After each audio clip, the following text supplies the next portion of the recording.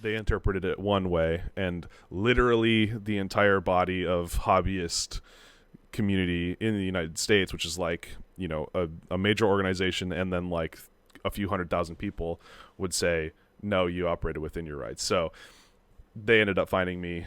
I wasn't prepared financially to fight it legally, so I paid the fine. My name is Paul Nurkkala. I fly under the handle Nurk, and you can find me on YouTube and Instagram at NurkFPV. FPV is first person view, and that's what I do. I fly first person view drones, and became the 2018 world champion of drone racing. I've got credits in major feature films, and I got a baby due in a month and a half, so any parenting advice as well. Have you done that before? Have you got that written down somewhere? That was really good. No, that was not written down, but I find little different versions of it for sure. Off the cuff, everything you do, I'm loving it. I live off grid as well, Paul, in the UK, and so the winter gets a bit cold. So I always look for a warmer climate to escape to. Where in the UK? Lake District. Okay. Yep. Beautiful. Do you know that place? Yeah, I went once. It was the only time I remember rain not going down but horizontal exclusively. So I didn't really get to explore it much. But we were only able to go into the Lake District for one day. I lived in Carlisle for the better part of a month back in 9, 10. And then I've been to London a couple different times, both for drone racing and stuff, and then we also took a venture out to Bath, Bath with my mate. wife. Bath. You've got to get the northern expression. So you did Carlisle. Was that drone racing then? No, that was I was working. Right. It was back when I was a programmer. Back when you were doing the 9 till 5. Yeah, exactly. Carlisle's not exactly the most picturesque place to go and live for a month. I live in the middle of soy fields, so right. Honestly, anything is better than that. So. You still have a castle, I mean. Very true. Right, let's just jump straight in, shall we? Thank you very much for joining me on the Proper Job podcast. I'm loving the mug, by the way. Is that like leather bound? Not to sound like Anchorman. Oh, this? Yeah. My coffee mug. Yeah, it's not leather. It's just it's my wife made it. It's like it's ceramics, but it's just she kind of stenciled it in to look like wood. It's kind of like this little like lip here is kind of awkward, and like yeah. I usually pick it up left-handed, and then it comes to my mouth like that. So I don't use it all the time, but yeah, it's good. Get the odd dribble coming down every now and again. Yeah, it's alright. You're good at the moment, mate. Yeah, it's the life of a beard. Talking of your wife, Xmas presents. So normally they're given with good intentions, apart from a pair of socks. And most Xmas presents get put in a drawer and never picked up again. But one of your Xmas presents from your in-laws was a drone that literally set you off on this path to where you are today. Yeah, so RC, like remote controlled stuff, had never been like a part of my life. I'd always wanted it to be. I think as kids we all want like cool toys like that. And but like my dad has very bad vision in one eye, and so he doesn't have a sense of depth perception. So RC traditionally something that you would do like with your parent, because it's relatively expensive for like a kid. You kind of have to both have the father son into it. It was never an option. So I kind of fast forwarded through until I became a working professional. I had some money, and I bought myself like a couple little like toy helicopters, like silly little like Walmart grade things, and that year for Christmas, after I had kind of started going down that path, my in-laws bought me a little toy drone, and it's this just $20 piece of junk that barely flew, and I had the opportunity to they have a really big living room, and I just remember Christmas morning, like a little kid just flying and at this point I'm 24, like I'm not like a little kid anymore, flying this drone around the room, and it like instinctually I'm like challenging myself, right? Like, can I land it on this thing? Can I fly it through that thing? Can I do all those sorts of things? And I broke it. And at that time I was working as a software engineer. I'm like, Hey, I'm kind of an engineer. I should be able to figure out how to put this back together. And I went online. I got a YouTube university education in how to fix drones. Got it back in the air, and in that process, discovered the wonderful world of drone racing. Right, so that's where it all started. So going back to school, what made you pick software engineering? Um, you know, I never really knew what I wanted to do, especially when it came to college. And so it turns out that both my parents are professors. My dad teaches computer engineering, software engineering, but I didn't know any programming or have any interest in it before college. And when I got to college, I kind of looked at the job market. I looked at like what would make sense, and so I said, okay, I'll do programming. It's a good opportunity. And my goal for programming was never to really write code for very long. It was to manage programmers. I'm not really that smart of a person, but I can find smart people and keep them around me. And so I like to kind of be the guy who was the person who would interact with the business people and then translate to the programmers and then translate back why the programmers didn't want to do it. Yeah, yeah, I've seen those communication skills in your videos and your Instagram and things like that. So when you're in that 9 till 5, were you looking for a way out? Were you enjoying it? I actually really did like the jobs that I had. I worked for a digital marketing company for a while, and I got to work on some cool tools, and then I actually became the CTO for like a small tech startup, and was kind of like right in the place where I wanted to be, in terms of programming. And that company that I had been working for at that time ended up drying up, ran out of money, and as I started going for more and more like part-time work, like where I would just kind of pick up some extra work to kind of supplement the fact that I wasn't getting paid from my company for a while. I started gradually switching to being self-employed. I did about a year of self-employment as a like just a contract programmer, and then in that time, that was right when I was starting to get pretty competitive with drones, and so I kind of basically started, or I did as little programming as I could, where I could make money using drones, whether that's in racing or whatever. So I kind of slowly switched over from programming to drone stuff. Okay, I've lost your video, but Oh shoot! Here, let me oh no, you're let on me just again. yeah, let me just do something really quick, and Sure, it will be more consistent. 1 second. You might lose me again for a second, but I'll be right back. that's all I promise. right. You just get rid of me. I can hear you again. Okay. All right. I just switched to networks. My router's been having some problems lately. Paid freaking $200 for a router. It's a piece of junk. But anyway. I see you're coming back. So at this time, you're doing the self-employed software engineering, and it obviously sounds like the perfect timing where the drone kind of racing was kicking off for you.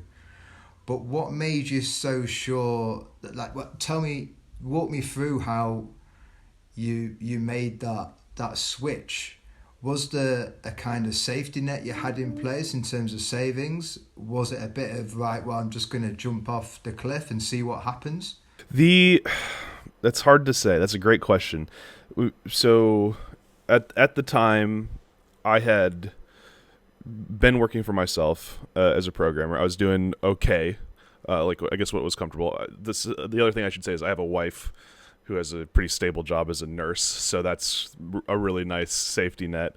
Definitely couldn't have done any of this without her. So shout out to Rachel, my beautiful wife. Um, but what I was able to do was slowly switch away from the programming side and into drone stuff, and those drone ventures were kind of starting to make a little bit of their own money. So like basically I wouldn't necessarily replace time as much as I would replace income. So like as I was able to make more doing one thing, I would stop doing a little bit less of the programming. Does that make sense? Yeah. And then the other side of it was and I'm sure we'll talk about this a little bit later, got a contract from the Drone Racing League, which is a TV show on NBC and NBCSN here in the States, Sky Sports in the UK, ProSieben in Germany. And that came along with not a huge paycheck, but a paycheck, something that I could at least consistently do. And it was at that time where I said, okay, I need to really focus and practice and get better at this. And so it was kind of like, okay, we see the potential. My wife and I see the potential for where this could go. It's a once in a lifetime shot. We got to take it. It's not it wasn't ever like I don't know if I should do this. It was okay, we're going for it or we're not, and we decided to go for it. So So it sounds like you had the confidence. It also sounds like you've always had the confidence, or is that not the case? Was there a self doubt of like, oh shit, this could go wrong? oh, I mean, I wake up every day with that sense of self doubt, but that's that predator kind of lurking in the shadows is what keeps you going, right? So it's yeah, it's very infrequently that I don't doubt what I do. It's a lot of unknowns, and I thrive on that. But at the same time, I never know, what's next week going to look like. Where am I going to be? What am I going to be doing? Things like the pandemic make it pretty hard to work, surprisingly, as I'm sure everyone's found out. So, yeah, there's a whole lot of different unknowns. Because you come across really confident in the videos and in your content, but you're just like other creatives where there are those demons inside your head of challenging you every single day. One of the techniques I developed or like kind of worked on for drone racing was I kind of have like the ability to like switch personalities. So in the drone racing world, we have what we call we have their handles, like usernames, but like you actually use it in real life. So I'm Paul Nurkkala. People actually call me Nurk to my face pretty regularly. It's a little weird, but whatever. And so what I basically did was I developed Nurk almost into like an alternative personality, a character that was a lot more confident and driven and excited and excitable than Paul Nurkkala really is, who's kind of a nerd programmer, doesn't really, I want to have everything in place before I kind of take a leap. So it's really nice because when I get into that, like, I'm not certain what's going to happen, I'm not confident, I can just click into Nurk mode and it switches over. And obviously that's really good for racing when you've got to be on and you've got to be operating at 100% perfectly, but then it also turns into a pretty good, I'm not going to say character, but amplification of what I want to be in videos and content. So That's interesting. Because I did see your video of how your journey into being a professional drone pilot. And I don't know if you did this on purpose and when you edited the videos, but in your first race, you said you crashed out and that you had to reset your mind and come back with a different attitude. And there's this video of you kind of shaky, kind of like all over the place, kind of pale in the face. And then you said you came back with this renewed mindset. And then you see this other version of you. And now what you've just said, that kind of all clicks into place. Was it some kind of self-awareness? Who gave you this kind of tip?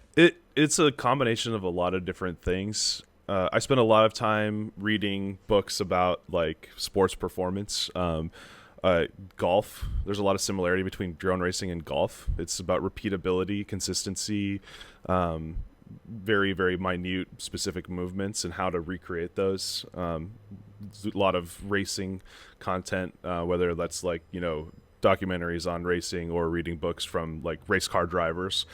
And then there's actually a producer on the Drone Racing League that he kind of gave us the idea of, be an amplified version of yourself, which his intention was to talk about, how you show up on camera, right? Because in a way, racing is a reality show, right? It's people are there to watch personalities and characters develop and hope they win. They want to be fans of that, and so by being a bigger version of yourself, it's easier for people to kind of latch on to what that is.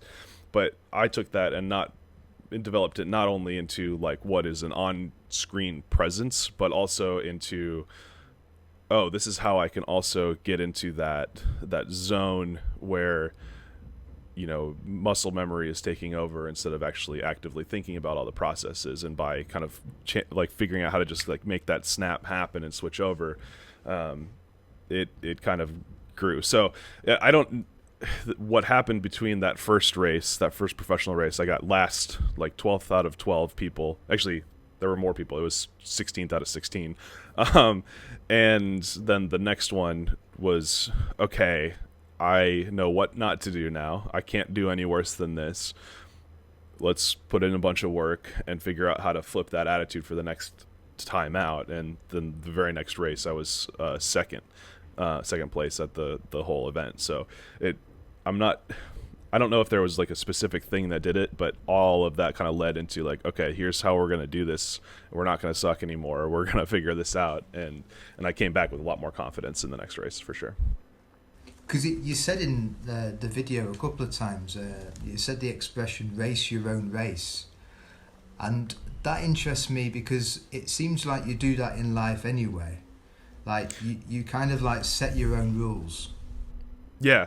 So the idea of fly your own race was that, if yeah, sorry, your fly your own race. No, yeah, you're good. I mean, race your own race is a little more broad sweeping, but I tried to make it a little bit more niche for myself. But you think, so in a very like specific example, if I'm in a race with somebody, and they're in front of me, and I need to get past them to win. In that moment, if I'm choosing to battle against them, I'm pushing myself outside of what I can control. And racing is about managing what you can control and what you can actually do. And so, they might be faster on that day. And if I say, oh, I need to push to 110%, I'm going to crash and make a mistake. So instead of focusing on external factors like they're going faster than me, I can't keep up with them, I am not good enough, I can instead focus on internal things. I've done the practice, I know what I'm capable of, I'm going to fly at my highest level of performance and count on them to make the mistake. So by saying fly your own race, what I'm doing is pushing out the things that are external that get in the way of me performing at my best, and instead zoning in on the things that I can control, and in that moment be competitive in that way. So the fly your own race mentality is just, what can you control? What can you do well? And that sounds like it would come in useful in everyday life, especially not everyday life for you, should I say. On YouTube and on Instagram, instead of like comparing yourself to rivals and competitors, you just look at yourself. There's a famous song that says the race is long and in the end it's only with yourself. And that kind of mentality of what you do is like, instead of looking at that other person and trying to beat that other person, you just look at, you kind of remove them from the situation. Exactly. The thing that kind of made me start thinking about that was back in college, I was really into running, and I went to a couple of foot races. I don't know how to describe, did a couple half marathons and stuff like that. And what was amazing about those events was that nobody, if you pass someone, they cheer you on. They're like, oh, good on you. You're crushing it, dude. And I'm not everybody, but enough people that were there, and you're just like, oh, this is kind of weird. And you realize that everyone's there not to race against each other, but to race themselves, to best themselves, to better themselves. And so I try to take that mentality back into drone racing, is that, if somebody beats me, it's not because they were trying to beat me, or no, well, not necessarily that specifically. It's they had their best day. They achieved at the level that they expected to achieve. And so that's where I'm trying to bring that back in with the kind of fly your own race mentality, is achieve at the best level you can.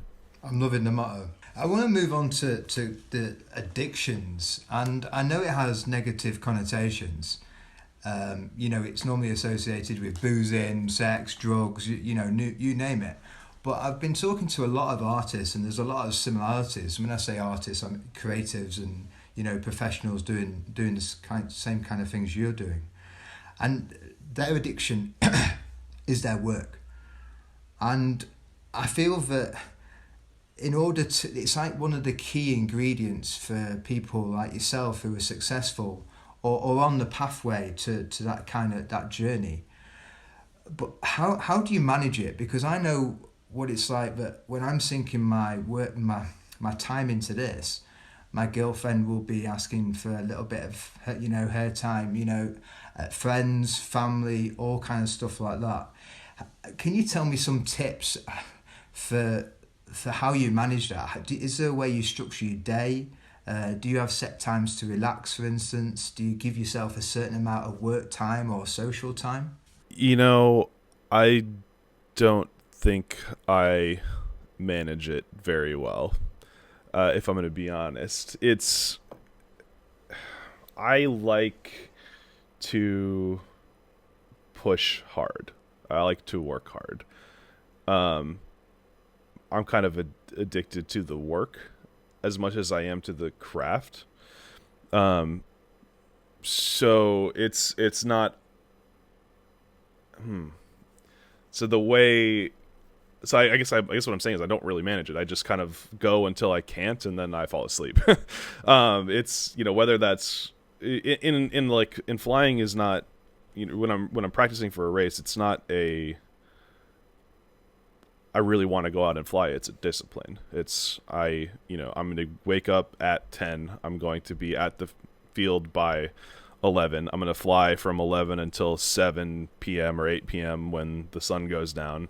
I'm going to go to the gym for an hour, and then I'm going to fix drones until 3 in the morning, fall asleep, and start it all again the next day. And that's not fun, but I have to do it. It is I have to stay sharp. I have to compete. I want to get better. I want to be the world champion. So it's like,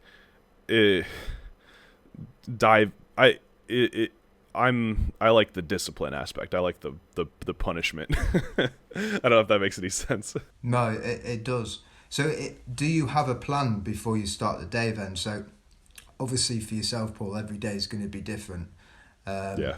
But do you have like a list and you write down the times, like you said, from 10 to 11 I'm doing this, and etc. etc. Yeah, it definitely depends. So like when I'm in the midst of training for an event, it's very much like we're gonna be out the door by then. We're gonna be flying until then. It's more of a list of things I have to get accomplished in that awake period. It's not that there's like set times. It's like you have to get all of these things done. And then when it comes to doing creative stuff or day to day, like right now, I haven't been traveling much lately. Because my wife is actually pregnant with our first child, who's going to be born in like a month and a half or so. So I'm kind of trying to stick around the house a little bit more. I operate under like priorities. So like I'll let whatever is most important float to the top and just try to take it down each time. So like okay. One of my priorities is I release a YouTube video every Monday, Wednesday, Friday. So I'm going to get that done. Then I'm going to move into, whatever else is going on. And I just try to get as much done as I can in that awake period. And when I get so exhausted I can't think straight, I will play some video games for a little bit and run. So, yeah. That's interesting, because my next question was leading on to prioritizing your time and how you say you prioritize based on importance, but what are those metrics for importance? I wish I had a good answer for you other than when someone's yelling at me to get something done, it's pretty important. I kind of so I have goals that I set. So like for the month of November, I am trying to. Right now, I'm working on growing my YouTube channel. Like that's kind of one of the biggest goals for the month, just because I'm home, I have the time, I have no excuses for right now. So it's Monday, Wednesday, Friday, videos are going out. Tuesday, podcast is going out. Thursday, vlog is going out. And if I don't get those done as the priority, I've failed. I've also taken on a little bit of contracting work in this month, so that has to get done when things are asked to be done, and then taking advantage of the weird times we are, like refinancing the house. I've got to like do a profit and loss statement, all this kind of stuff. Just like, this sounds awful, but I got to get it done. So, when someone asks, and I kind of just work out of my email a lot too, is just like, oh, this person needs this stuff. I'm going to try to get it done right now, or I'm going to push it because it's not as important as something else. It's kind of scatterbrained, but I tick things off in as they become important, if that makes sense. No, it clearly works too. So that's it's.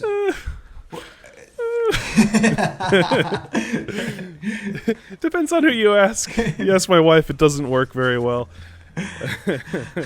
So in terms of that, I can tell you're motivated by your passions and not so much the money. Because when I originally wrote that question about priorities, obviously for people who are working a normal 9 to 5, that's normally money, right? Whereas people who are doing what you're doing, it's normally passion and bettering yourself. That's normally what always comes in. But obviously, the money helps. And in terms of what you're doing at the moment, what is your most lucrative income stream? And I want that to compare that to drone racing, drone competitions. I'm sure when you started, it wasn't as big as it is now. And I'm sure it's getting even bigger. What's it like in the sport in terms of the money? I guess the first thing I'm going to say is I would be making a lot more money if I just had a 9 to 5 programming job. Right. Okay. at the stage, like if I look at like my friends that started at the same time as I did and where they are at now in their careers as programmers, I would be doing a lot better. However, I basically have my income is divided up into basically 4 categories right now, and it's really 3, but I'm gonna do it for 4 for the sake of clarity. One is drone racing, so like actual competition, this sort of practicing, flying, racing, that sort of stuff. One is, and I'll kind of go into detail on each of these. The next is YouTube, and I guess really I just say content creation, so that includes like paid sponsorships, paid partnerships, sponsors, and AdSense, affiliate marketing, that sort of stuff. The third is filming. So I have, a very specific set of skills to take cameras and do cool things with them for the sake of whatever project people are working on. So whether that's a feature film or, smaller advertisements, productions, stuff like that, just take This is take drones and associated cameras. to your business, Cineactive Media, yeah? Yep, Right. yeah, exactly. And then the fourth is contracting, is really all the details I can give on that, but taking my knowledge of UAVs and applying it for whatever thing someone is trying to do. Usually that entails me flying it and saying it flies like garbage or it flies well. Here's how you make it fly well, sort of stuff like that. Okay. So each of those things, contribute to my income. They each get different levels of attention, depending on what's going on, but they all kind of inform each other, right? The more I race, the better I am at handling pressure, which means that when I'm on set and the director says action, I'm not going to freak out. And if I'm on set, I'm learning more about how to film things, and I can take that and make my YouTube channel more creative. And the more I spend on YouTube finding things to work on and learning, I can develop a consulting business even more. So like all of these things kind of come back together to inform each other, and it's really nice. It's really cool. So I try to push on each of them. Now, in terms of income from each of them, I would say they're all pretty much equal, maybe with a slight emphasis on the drone racing side, because I do have a contract with the Drone Racing League to appear for so many hours on NBC.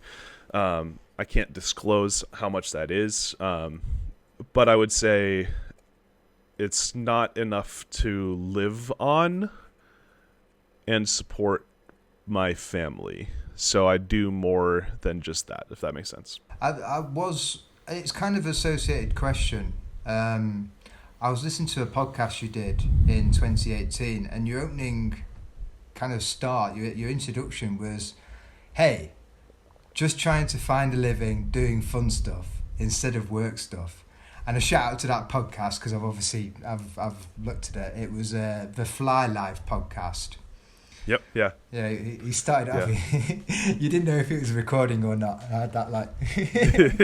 So that's kind of Martin in general. He's just he's a bit of a space cadet. You're just kind of like, wait, are we going or not? Or he's like, oh, of course. I'm like, okay. But based on that statement, because you said compared to if you stayed in software engineering, compared to what you're doing now, you'd be earning more.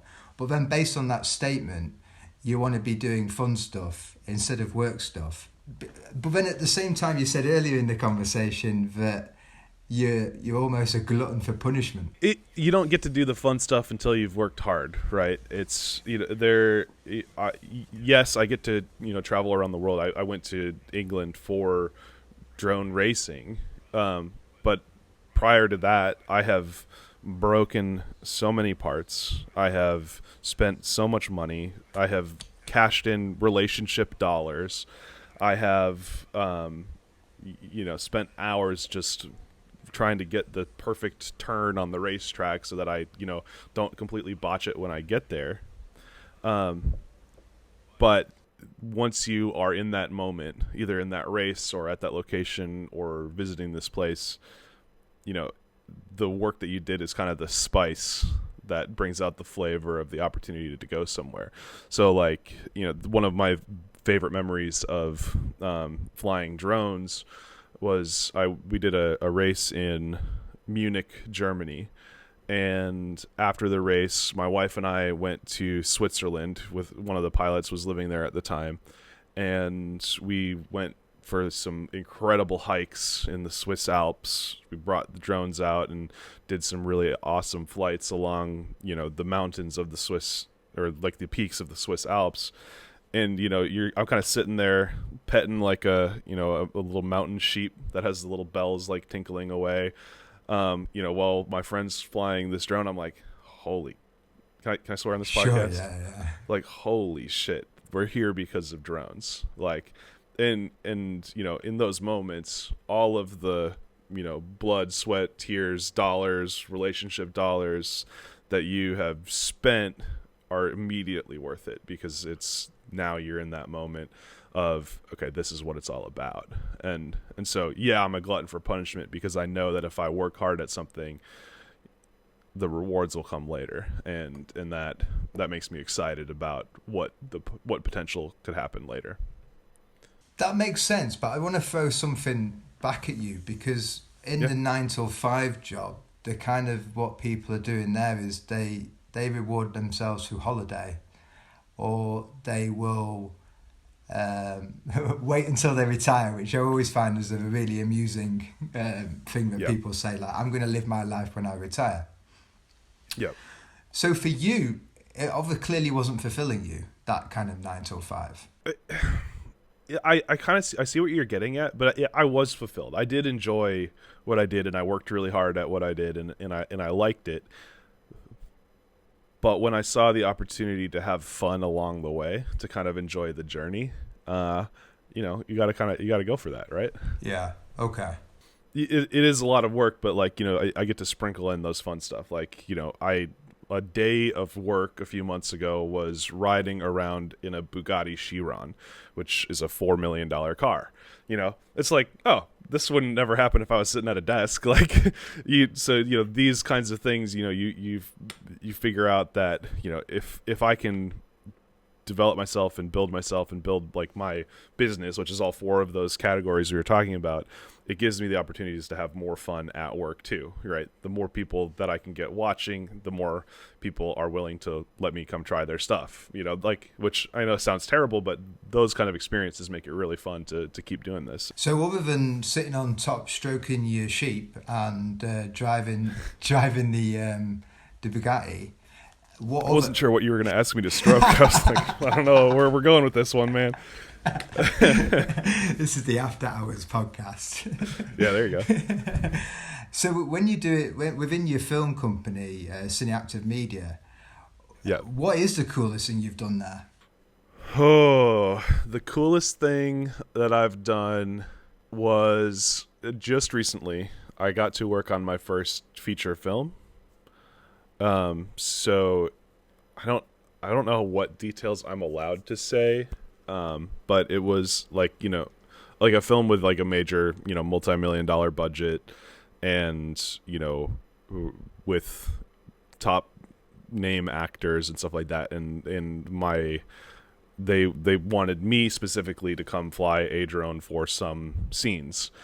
And so being on set with real talent, real directors that have worked on some really cool stuff, it was super stressful and horrible from that aspect, because it was like, do I deserve to be here? Can I actually do this? Did I oversell myself? But at the same time, holy shit, this is cool. I am so excited to see what that looks like. So like, I am hoping that the pandemic subdues so I can go watch this movie on the big screen, because that has been like my goal for like 3 years, has been get a shot into a feature film. And so I'm like, if I have to watch it on Netflix or something, I'm going to be a little sad, but it's still going to be awesome. But I want to go to the movie theater, grab a tub of popcorn, and watch this movie with my shots in it, which is still ridiculous. That's a very cool goal, and that kind of relates to because you gained a lot of attention and when you flew into the moving freight train. Yeah. Yo, Sid Phillips here in post-production. Just to add some context to the video, he not only flies into the moving freight train via open door, obviously he flies out again, he lands on top of the freight train, but he also flies his drone underneath the freight train and goes alongside the wheels and then comes out the other side. And just reading like about that, I know that wasn't particularly pre-planned, versus I expect Hollywood is very like, exacting, and you've got to do this at this time. Just to kind of fire back on that, it was a weird combination of both for the set, because like on one hand they're like, this is what we want, but we also want you to use your paintbrush the way that you would do it. And so they had they were open to, at least with this director, they were open to a lot of creative input, and we went back and forth on some suggestions and came up with what they said that they looked at the dailies and they were very, very excited about what they saw. So we'll see. That must give you a lot of confidence in that moment to turn up on set, and one thing you think you're going to be directed, and then for them to turn around and go, actually, we know you can do this shit. Tell us what you think. Yeah.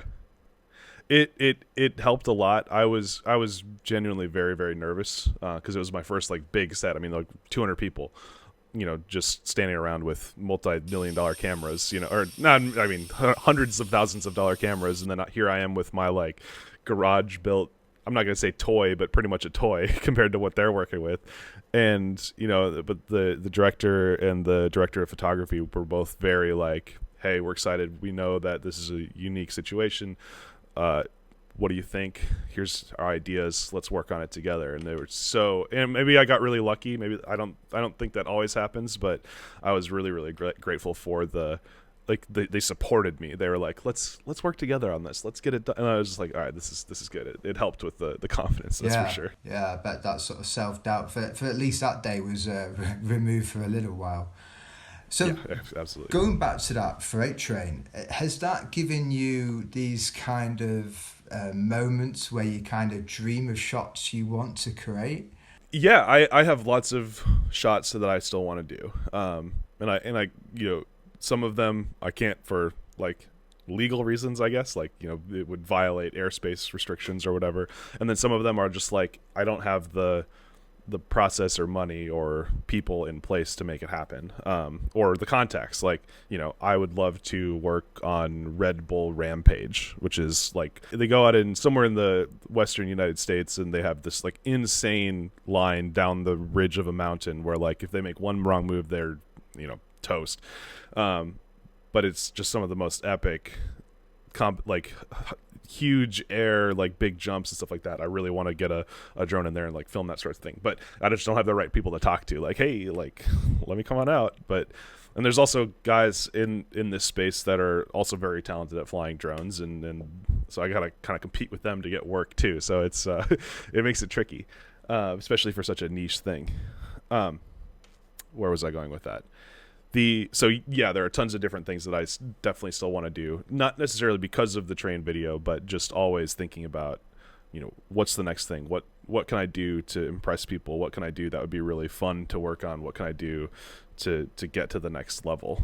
Anything spring to mind that you can tell me right now? Yeah, we're working on. So one of the biggest problems with FPV drones is stabilization. That's the biggest problem that we're trying to solve, because there's a certain look and feel that you can get out of having the camera like locked to the drone, right? So as soon as I roll the drone, the what the camera sees also rolls. And there's a few different ways to solve that problem, whether that's software or camera tracking or whatever. But FPV doesn't use gimbals very much because they're heavy and expensive. But the Ronin S2 came out recently. We're building a big drone that we can put that Ronin on and then put a cinema camera on top of that. But it's still a drone that can go 100 miles an hour with that payload. It still is really, really maneuverable, and we can get it in places that you couldn't get like a big old, cinema rig or an Inspire 2. And it's much more capable. And so that's kind of like the next thing that I'm trying to work on is how do I bring cinema level stuff into the world of FPV and create this a new combination that people will want to hire in the next 2, 3, 4 years, if that makes sense. Yeah. And how do I do it first? Okay. That freight train, was it an illegal shot? Was that breaking regulations? It depends on who you ask. So let's put it this way. I ended up receiving a civil penalty from the FAA. Uh-huh. So it was legally determined that it was illegal. It was through a process determined that it was illegal. The reasons that they fined me for were not necessarily related to where or how I was flying.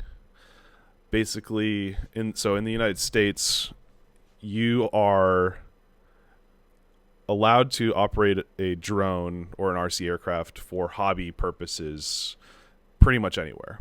And at that point, I was operating as a hobbyist. Like, this is all I did was make a video and put it on YouTube, and that video was not monetized.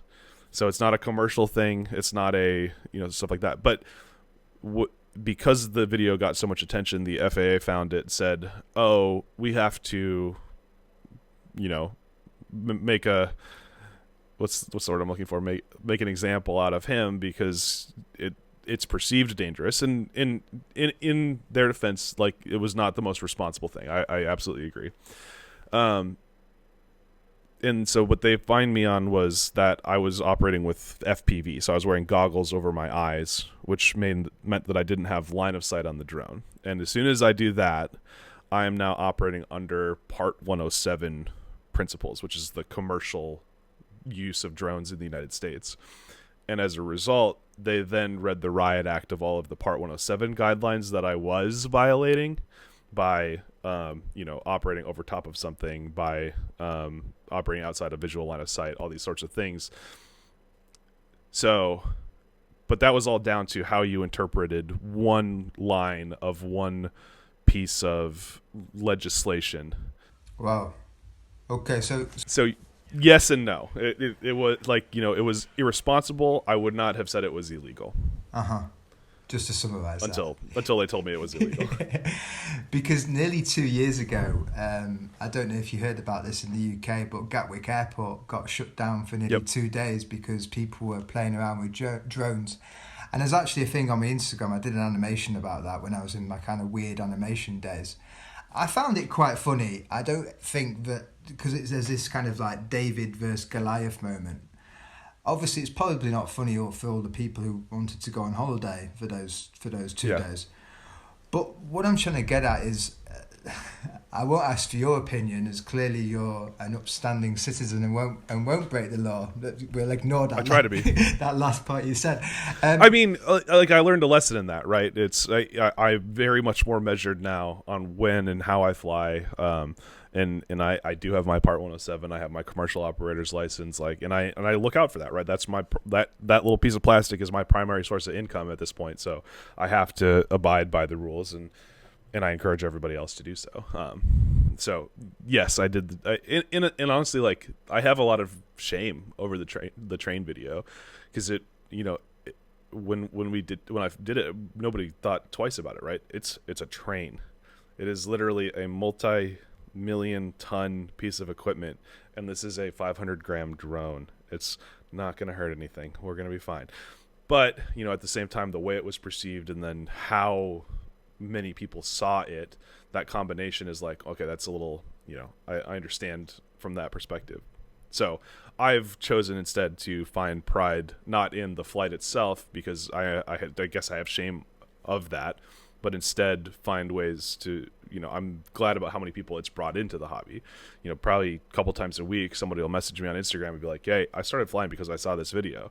And that, to me, that fills me with pride. And that's how I choose to see the end result of that video, I guess, if that makes sense. Yeah, and I think you should be proud of it. I think it is an amazing shot, and the way you fought at that time was like, I'm going to seize this opportunity, and it seems to relate to a lot of things in your life.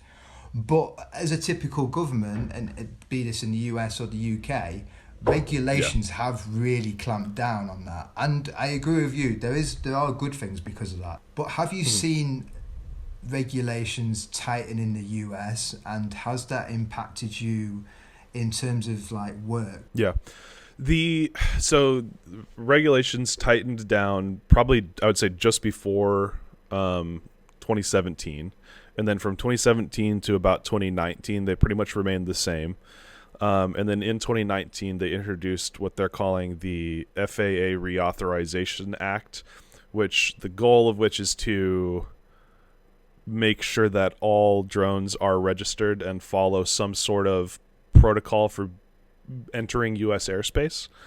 And that particular piece of legislation pretty much effectively kills off the hobbyist side of RC in general in the United States, because of the requirements that they have to operate inside of airspace. So there's actually individual companies in the United States that are suing the FAA, saying that it's dramatically impeding their business, for example, and sort of processes like this, that because we strongly disagree that what the FAA is wanting to put in place violates what we think are our rights as people to operate in United States airspace. On the commercial side, it really doesn't change that much. So in terms of work, I have to follow most of these protocols anyway, and the change that the changes that they're asking for is just another step in the process, and that process is already pretty lengthy anyway, so who cares? But in terms of thinking about the hobbyist community, if we kill off the ability for people to kind of get excited to learn how to fly, to get started, yeah. I mean, Buzz Aldrin did RC when he was young and got excited about technology and went to the moon because of it. So if we're trying to kill off of this industry, which kills STEM programs, which is science, technology, education, it kills the availability of equipment, right? So if we would basically be saying, DJI, we don't want you in the United States anymore because there's no consumer level stuff anyway, and so now there's many jobs, people that are not attempting to do any of this kind of stuff, and as a result the industry overall dies. So regardless of what happens, commercial side pretty much remains the same, except that the availability of gear, the availability of equipment, the number of people that are working in the industry dramatically drops, and to the point where it's going to hurt the industry in the long term. So it's an ongoing fight by the sounds of it, Paul. Oh yeah, absolutely. Right. Okay. Move on to something else. Is that that was kind of bad as well, what we just spoke about, but this is going to be a little bit too. But with obviously all your media and the content you create at YouTube and Instagram, and seeing you on TV shows, doing the drone racing, we see the kind of the tip of the iceberg, and that kind of people will see that, and it's very entertaining, and it's happy. It's like the best of you. Can you talk about some of your setbacks, especially setbacks in your life, or perhaps related to the journey associated to drones?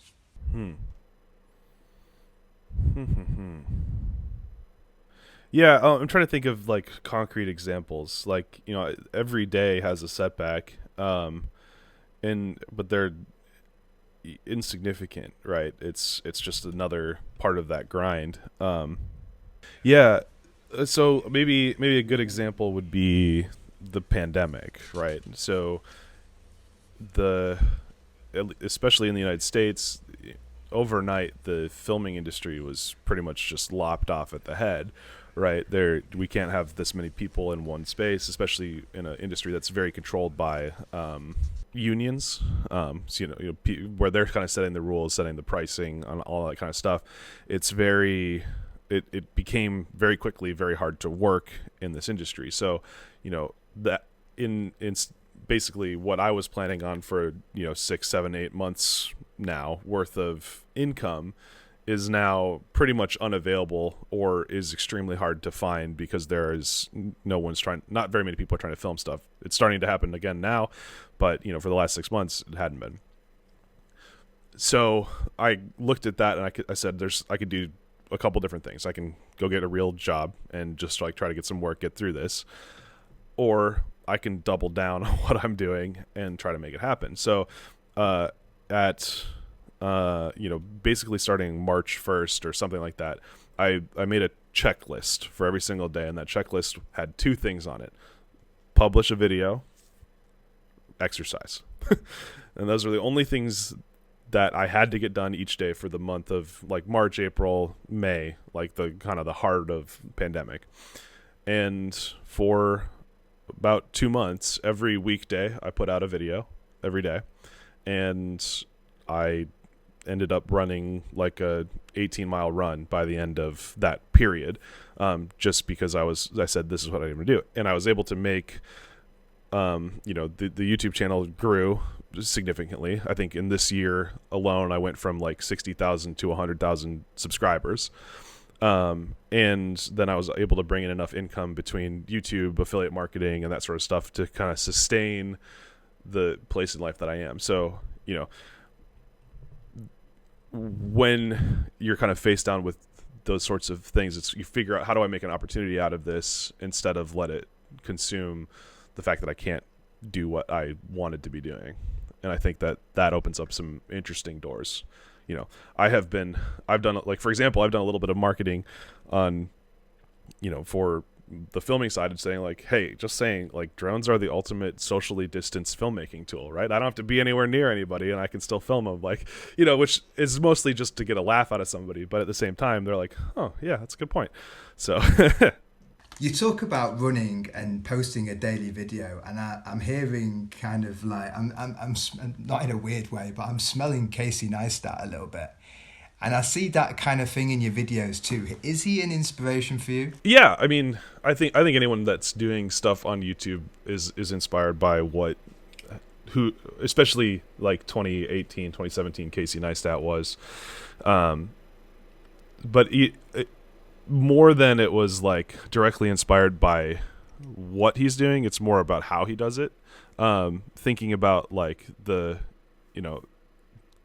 just ship it mentality. Don't, I could take 3 days to edit a video, but if I just get it done and get it out and get people watching, and people then are following me not because they think I make the most amazing perfect content, which I strive for. I don't. Or, let people have a glimpse into the day-to-day and see the kind of rough edges, and let them be a part of that process. And I think, for building an audience, it's really good because you have people are, you have people on your mind. No, what am I trying to say?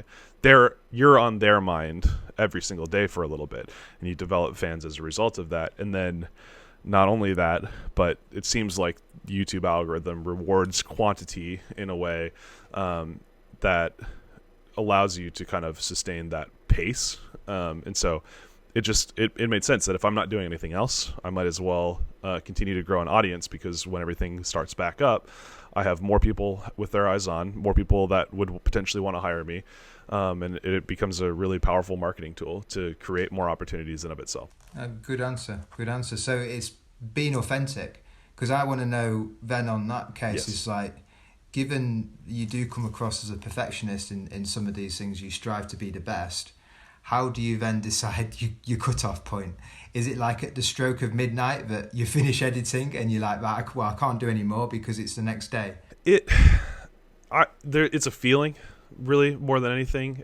I kind of get to the point where, okay, I've got the what I want in place. I enjoy watching it, and I feel that I would be glad to release it. So it's not about the pacing is not about what other are expecting. Again, it comes back to the fly your own race. Look at that.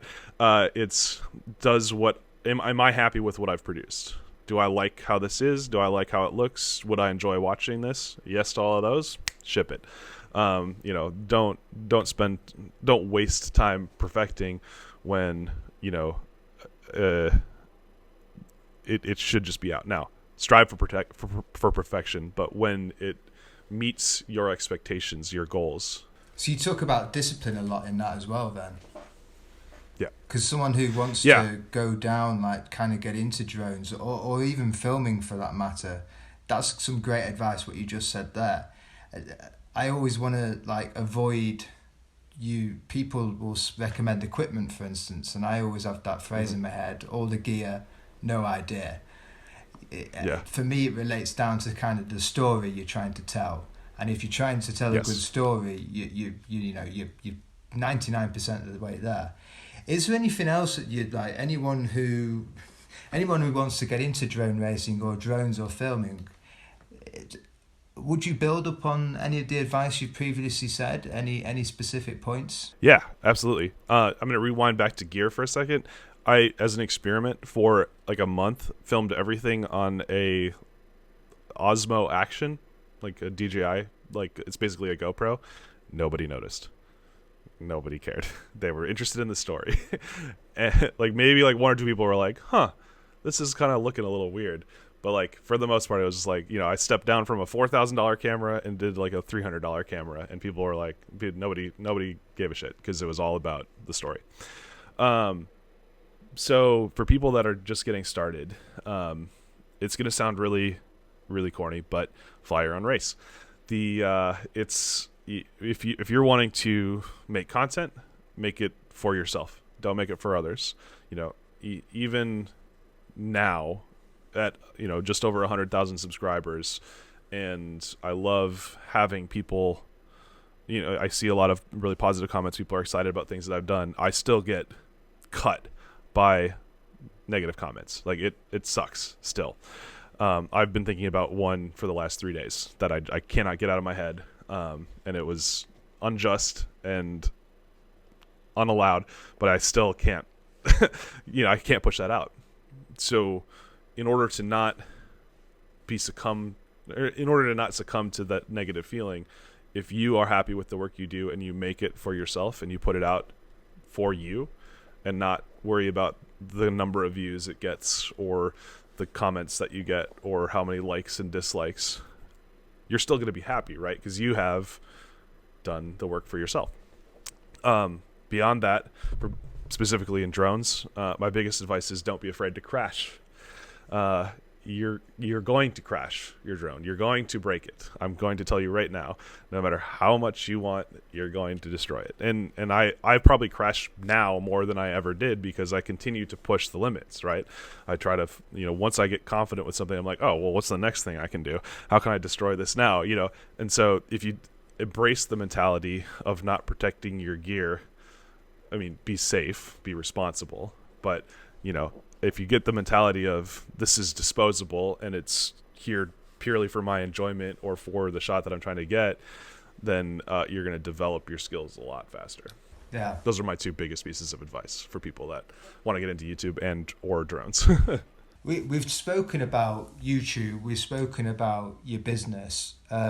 let's focus in a little bit on the kind of drone racing for a little bit. So for Yeah. people who don't really know what that's all about, and yeah, explain. Yeah. So there's a lot of different aspects to drone racing. There's a ton of different series that you could participate in or watch or whatever. I'm gonna plug the Drone Racing League, which is I'm contracted by them, so you take that however you want. That we have a global series of races with different pilots from around the world, including Switzerland, Netherlands, UK, Germany, uh, China for a while. We can't get any South Koreans, even though there's a lot of really, really talented South Korean pilots. Maybe they don't want to travel. I don't know. And we put up drone racing courses, basically obstacle courses, in epic locations and then race them. So we've had races in Alexandra Palace in London. We've had one in the BMW Museum in Munich, Germany, in an amusement park inside of a casino in Las Vegas, inside of the Biosphere 2 in outside of Phoenix, Arizona, and then in like Chase Stadium, which is where the Arizona Diamondbacks play. And we film for now. It's been a post-produced show where we just filmed this, the race exactly as it happens. It's reality. We're actually racing, competing to the best of our ability, and then we publish that to like a global network of distributors. So ESPN for a while. Now it's NBC, Sky Sports, ProSieben, and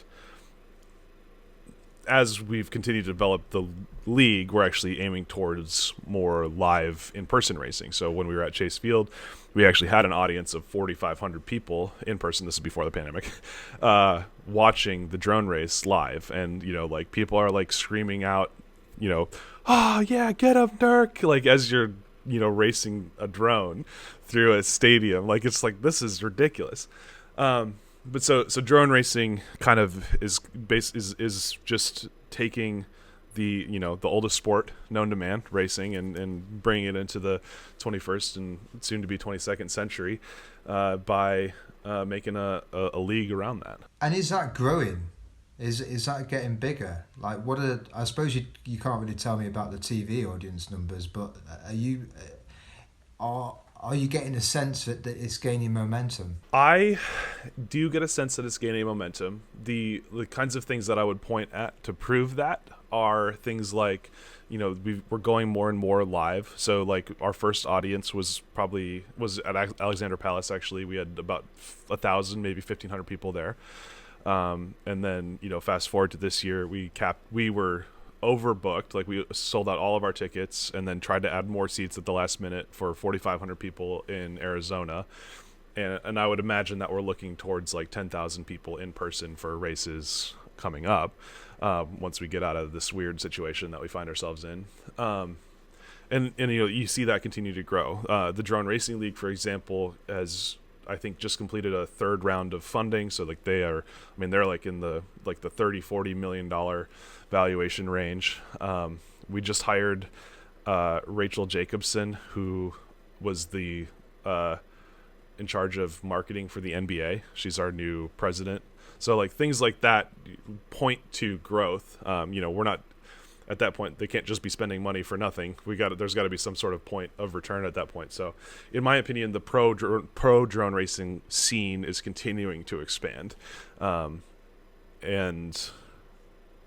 it doesn't seem to be slowing down. Even right now, in the middle of a global pandemic, we are continuing to host season races virtually. So I sit at a computer and play the simulator, and I'm racing against the other 12 guys in the league, which is being broadcast on NBC. By the time this comes out, it will have been a few weeks ago, but we're actually doing our race on this Thursday live to NBC from our homes. So like we're going live to TV from me sitting in my basement, probably without pants. So that's gonna be pretty cool. You've spoken about this simulator before. I've heard you mention it. Can anyone get hold of that? Yeah, there's a bunch of different drone racing simulators out there. Again, my recommendation, shamelessly, is the Drone Racing League simulator.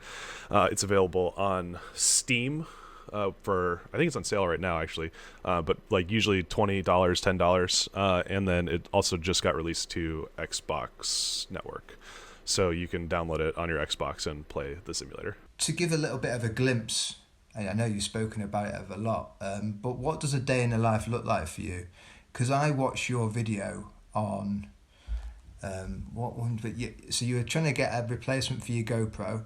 Mm-hmm. You were doing the basement in your house. You were Mm-hmm. converting that from what it looked like at the moment, and I think that was an old video because I know now you're in the garage. Yeah. And then you raced to go and film the frisbee, the freestyle frisbee. Yeah. And you were on the go, mate. You were like boom, boom, boom, boom, boom. Does every day look like that for you? Every day looks like that for me. Yeah. It's a weird week right now. Or not right now, but like in general. So like if I'm on the road, it's gonna be, so I like for, let's start that over. In October, I was home for 2 days for the entire month. Otherwise, I was on set filming or working on a consulting project.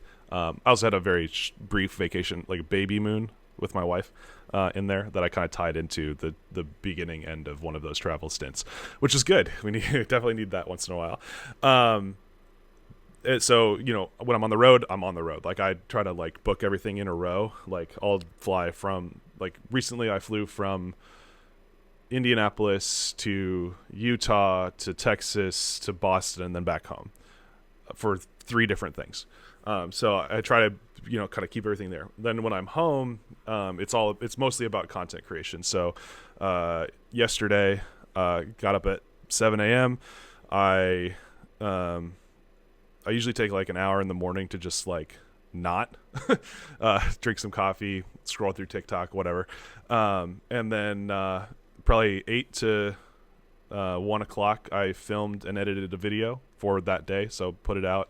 It was a full build overview, so it takes a while to get through. And I did a couple hours of consulting for the company that I'm working with right now.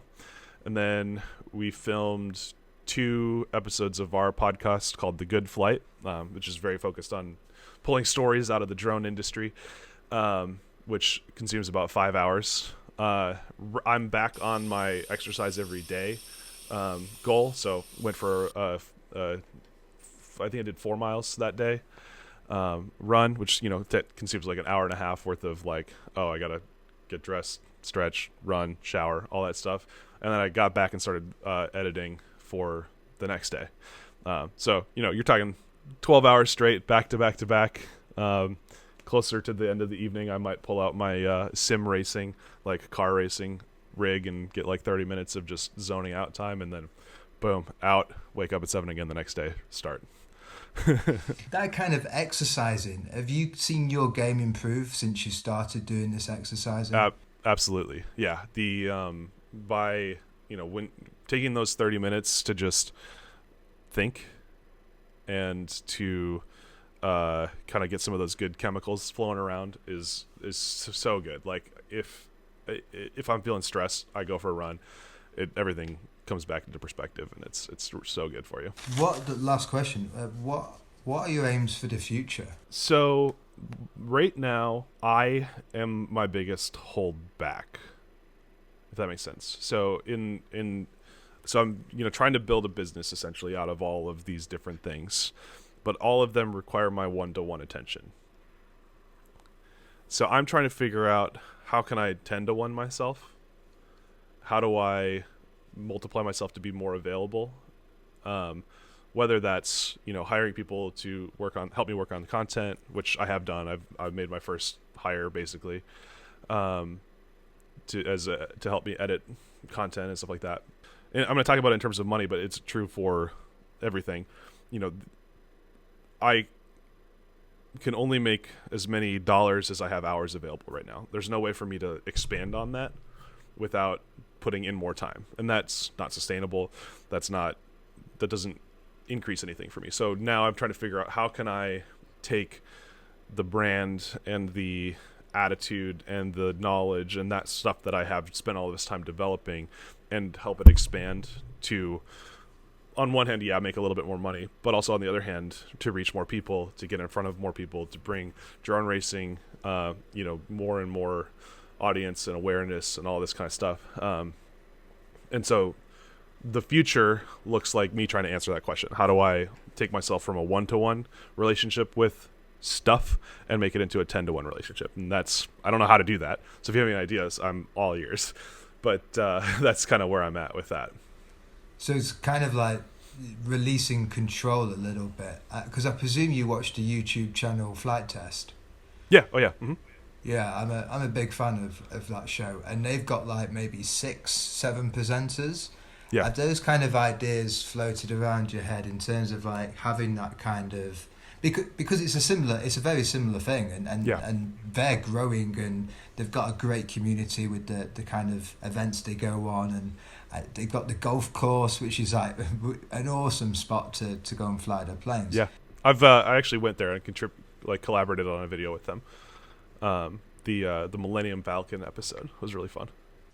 Are there any other aims? It's just growing. That's literally like what you have in your head is like you're doing the drone racing, which is going well. You've got the business. Mm-hmm. It sounds like you've almost got the foundations already built, and now you just want to kind of increase those in terms of like revenue and, I suppose, functioning more efficiently. Yeah, absolutely. Because growth itself creates opportunities, right? The more eyes I'm in front of, the more ideas come in, the more opportunities to expand on that. So like on one hand, that's monetary, but at the same time, the opportunities that it creates and those sprinklings of fun things to do to make this grind worth it also increase. So it's I want to kind of continue to expand that because of all of the opportunities that it does create. So like it's just kind of this self-building cycle of if I work harder, I get to work harder later. Paul, thank you very much for your time. You're very welcome. Thank you. Really appreciate it. Have you got anything you want to say at the end, just like shout out or explain? Anything? The world of drone racing, it's kind of a little bit niche. It's a little bit weird. So anybody that made it this far, thank you for listening. But the biggest driving factor of this for me is the community and the people that are a part of it. There's very few places in life, especially right now, where people can interact on the same level no matter what, no matter their age, their race, their background, financial, whatever. But in the world of drone racing, we have goggles. We put them over our eyes. And, at that point, everyone's the same, right? Doesn't matter who you are. And you start to see these interactions where an 8-year-old and a 70-year-old are interacting as a peer. I went to Tianjin, China, and I went out with some people that I've never met before that I don't speak Mandarin, and they didn't speak much English, but it didn't matter. We could become close friends immediately because we have this shared narrative of drones. Now, I'm not saying you need to join drone racing to have that experience, but recognize those experiences in what you're doing, what's around you, and know that the connections that you're making with other people as a result of shared narrative are non-trivial. In fact, they're something that I think as humans we need in our lives. Humans are very community-driven. And so my call to action for everyone is to recognize the people around you and the opportunity that you have to have that shared narrative and develop a non-trivial connection and take advantage of that, whatever it is you're doing. So that's my little shout out there at the end. Well, again, mate, thank you very much for your time, man, and I appreciate you jumping on this. Like, I only contacted you last night, my time. Yeah, no, today just like I don't have any like scheduled things today, which is like a rarity. So otherwise, I'm just gonna go back to making. I'm gonna go film a video right now, but So I was just like, you know what? If you can do tomorrow, I'm going to do tomorrow. So I just fired back, and I'm glad that you took the time. Loved it. Thank you very much. Thank you for your time. Cheers, mate. Have a good rest of the day. All right. Ta-ra, man. Thank you. You too. Bye-bye.